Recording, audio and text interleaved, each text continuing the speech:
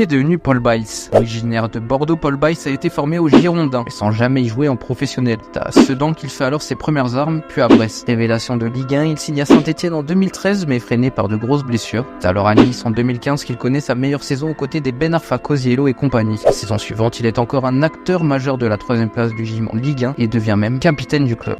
En commentaire, n'hésite pas à balancer le nom d'un joueur que t'as kiffé et dont t'aimerais qu'on retrace sa carrière. Il décide finalement de relever un nouveau défi, cette fois à Malaga, où d'autres Français étaient passés avant lui à l'image de Jérémy Toulalan. Et là-bas, la greffe ne prend pas et Bice se voit offrir une opportunité de rêve, celle de jouer pour Bordeaux, son club formateur. Mon amour pour le club aussi. Où il n'avait jamais pu jouer en pro. Un rêve qui bascule vite vers la désillusion. Bice doit attendre le départ de Gustavo Poyet avant de pouvoir jouer. Une saison blanche, suivie d'un prêt à Caen et enfin la confiance de son nouvel entraîneur Jean-Louis Gasset, qu'il associe alors à Laurent Koscielny. Finalement, lors de la saison de la descente en Ligue 2, que Bice décide de se retirer du football. Aujourd'hui, il occupe un rôle d'ambassadeur du club et mène en parallèle une reconversion en